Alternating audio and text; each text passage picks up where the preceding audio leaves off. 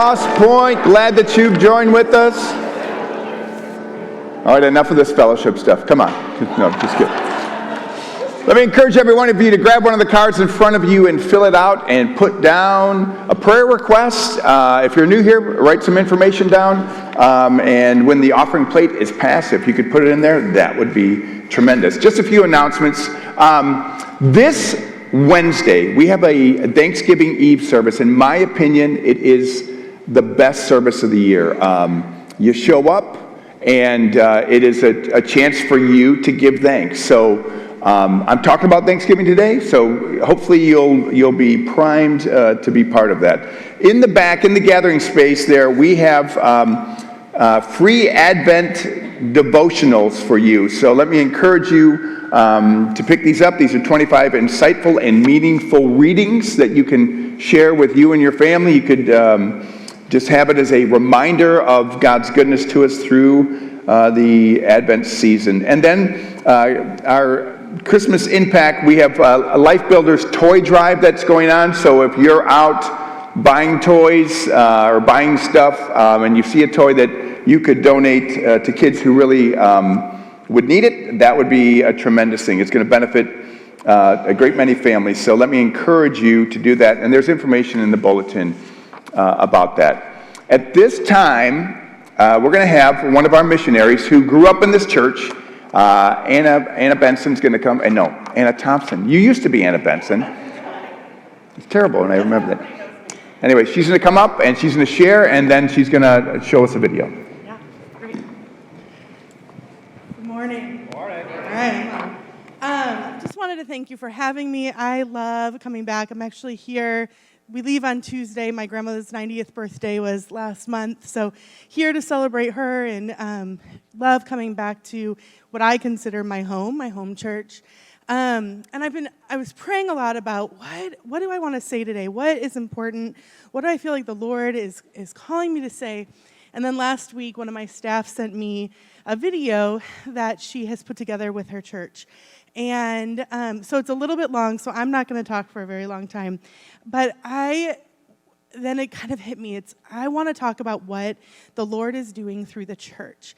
And when I think about 15 years ago or 20 years ago, when I was, more than 20 years ago, when I was a little kid and just in my community, didn't know what foster care was and never heard about it. I really didn't know about foster care until I was looking for a job, really. I graduated college, and I'm just, Googling things. Faith-based nonprofit is what I was Googling, and stumbled into foster care.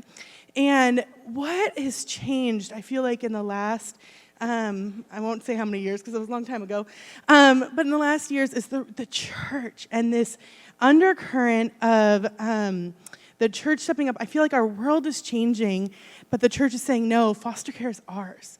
We want to support and be behind these kids.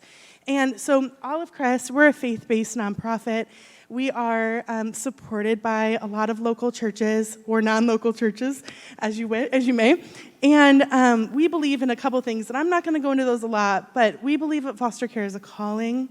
We believe in restoration of kids, reconciliation of families, and permanency. If kids can't go home, then we facilitate adoptions.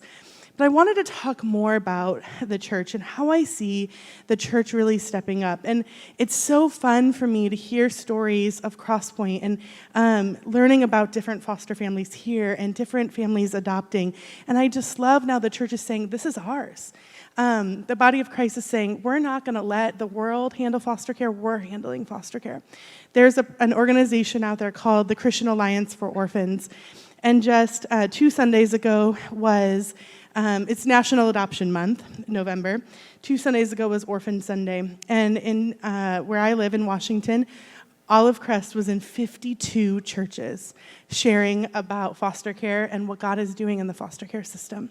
And we've had, 10 what we call foster care 101s, where families are coming to learn more and saying, okay, I've been hearing about, I had one family come up to me and they said, okay, I've heard the word Olive Crest 5 times in the last month. I think the Lord's telling me something. And I said, well, probably. But really wanting to know more, what does foster care mean? And we say, it's, Kate will say it in her video, but entering into foster care is not easy. And you're entering into somebody's suffering and their pain, and you're willingly saying, yes, I'm gonna do that, but that is what God's calling us to do. And so Kate is so much more articulate and eloquent than I am. I wanted to introduce this video, and I want to show you this is a church in Tacoma that has, about 3 years ago, came to us and said, how can we get involved? And through that has created just this movement in our city, in our town, and how they have supported the kids in Olive Crest. And so I just wanted to encourage you as the body of Christ, and just what the church is doing across our nation, because they're stepping up and saying, we're not leaving this to the state, and we're not leaving this to the government. We know these are our kids. And so it's so exciting to me, and sometimes we don't always see it. And so I just wanted to highlight that for you today, so you could just see how exciting it is. And you guys are a part of that. I know, I had said that earlier, every time I come back and I hear about a new family that's adopted and a new family that's doing foster care, and that's exactly what this church is doing. So I just want to encourage you and say thank you. Thank you for supporting me and praying for me. The prayers are felt, and just want to introduce our video. So this is Kate, and she's one of our staff. She's been with us since we were Youth for Christ and now Olive Crest.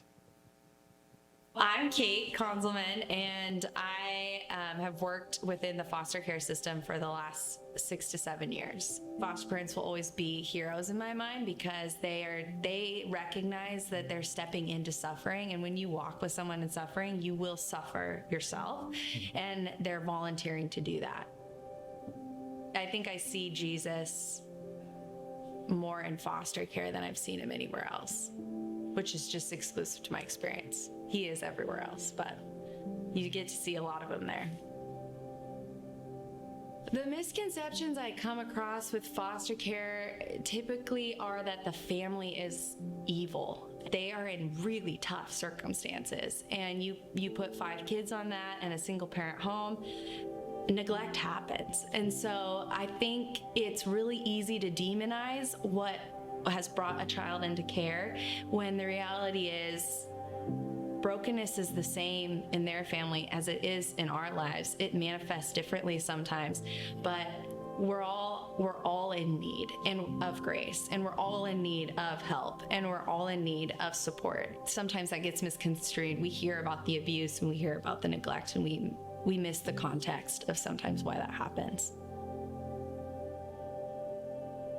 Statistically, our teens have the least chance at making it, basically. 50% usually end up homeless once they age out. Age out means at age 18, they can no longer be in the foster care system. And not very many graduate from high school, and very few go on to college. So they have a lot stacked against them. But I also think they're some of the most special people I've ever met. One of my teens, I have had the privilege of walking with her for a couple years now, and she honestly has one of the most complicated trauma stories I've ever seen, and involving extreme trauma from her birth family and then extreme trauma from an adoptive family. And so she's back in the system from her adoptive family, and she found out that she's pregnant and she's 16. I got to go to her ultrasound about 2 weeks ago, and we were waiting for the ultrasound tech to come in, and this wave of emotion came over her, and she asked me to pray because I'm tight with Jesus, in her words. And so the 4 of us circled up in a circle, and we're praying for her and the baby, and the ultrasound tech came in and kind of was like caught off guard and was asked her like, oh, who are all these people with you? And she looked around the room and she said, this is my family. And I just thought, wow, what a picture of what God's doing, and also what he does with us. Like, I think if someone walked into Whitewater and was like, what are all these people doing here? I'd say, this is my family. Well, how are all these random people your family, right? Like, but that's what God does. as a foster parent, you feel totally invisible in what you're doing. By having a church say, you're not invisible, we see you, and we're going to celebrate you, and we're going to celebrate with you and for them, it's incredible. We have a clinical supervisor who's not a believer over our agency. We're a Christian agency at Olive Crest, but she comes in because of her expertise and helps us with some of our tough cases. And we invited her to the Christmas party. She's strongly an atheist, and she was standing in the back of the room crying, which we've never seen. And my supervisor asked her, like, why are you crying? And she just said, I think I've seen God for the first time. It all matters. The people that are setting up the Christmas party, you're hugely involved in making a difference. And for me, the most powerful Sunday is, I love the Christmas party, but when I get to stand in church and watch families bring gifts forward, I picture those kids that I know, and I rarely get to see people excited about them, which is hard. And to see people like have their name and pick their favorite toy and say, you're special and you matter, is like, it matters more than I can say.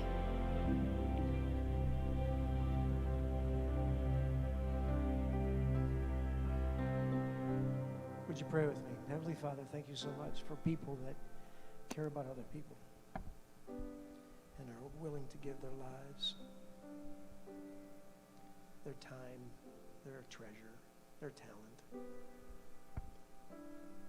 to those that have little. Thank you for the families that we have here at Cross Point that have fostered and adopted children that need a loving family. Thank you for your goodness to us, for all that we have, for all that you keep away from us, because we know that all things work together for good to those who love him, to those called according to his purpose. You just seem to be able to work good into our lives. Thank you for this opportunity that we have to express our appreciation.